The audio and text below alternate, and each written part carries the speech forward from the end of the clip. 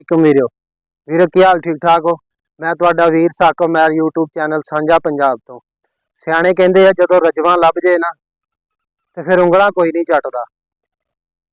जिस तरह के बहुत सारे लोग आ जिन्हां नूं अल्लाह पाक ने माशाअल्लाह बहुत दिता माशाअल्लाह, लेकिन और वो 5 10 या 50 100 रुपए नूं ना कोई चीज़ नहीं समझते। 5 10 100 50 उन्हां वास्ते कोई मैंने नहीं रखते, लेकिन ओही 5 10 100 50 जिहड़ा ना वो एक मंगण वाले वास्ते या कोई मजदूर बंदा जिहड़ा हकदार आ, या कोई बेवा औरत हो गई, कोई नबीना बंदा हो गया, कोई मजदूर बंदा हो गया, हथ पैर जिहदे कट्टे होण, वो हकदार है इस चीज़ का। उन्होंने देन लग्या वो बहुत यानी कि ना अपने आप को तंग महसूस करते आ, तंगी महसूस करते कि यार असीं इहनूं हुण दईए।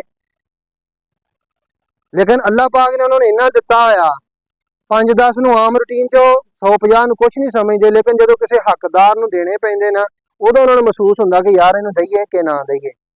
और उसे ही बंदे दे कोल जदों एक कारोबारी बंदा यानी कि मंगण वाला, कारोबार के लिहाज नाल मंगण वाला होवे और वो हकदार भी ना होवे, वो आके इदां दी गल सुना दिंदा उहनूं कि वो बंदा जिहड़ा वा उहने 100 50 की हज़ारां दे हिसाब नाल उहनूं दे छड्डदा।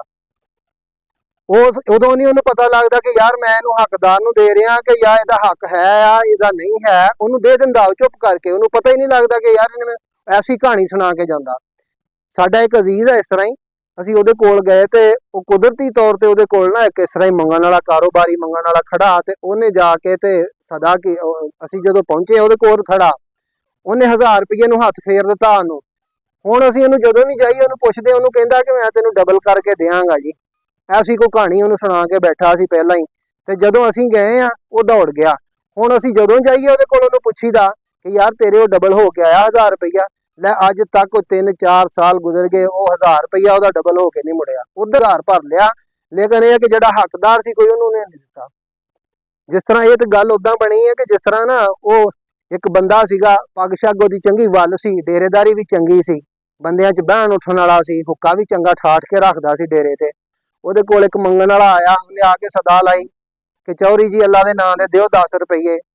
हुण चौधरी हुणी ना उहनूं देखण भी ते ये भी सोचण कि यार ये पता नहीं हुण नशा ना करे जा आगे किते। ते है भी इस तरह ही आ कि बंदे बहुत सारे नशई है जिहड़े कि मंगण वाले दी लत्त ते लगे, इसे काम ते लगे नशई। नशे वाली लत्त बहुत भैड़ी, अल्लाह पाक तो महफूज ही रखे। लेकिन यह है कि वो जदों मंगण आया तो चौधरी हुणी सोच रहे कि यार इहनूं दवां या ना दवां। अच्छा करदियां की उन्हें ना दब्बे कुटे ने 10 रुपये उन्होंने दिते। जदों 10 रुपये दे के ते नाल उहनूं मंगण वाले नूं कहंदा कि ए लै ला 10 रुपये ते जाके हुण नशा ना करी। वो मंगण वाला भी अगों पूरे दिनां दा सी, वो अगों कहंदा कि चौधरी जी मैं फिर 10 दे नाल उमरा ना कर आवां।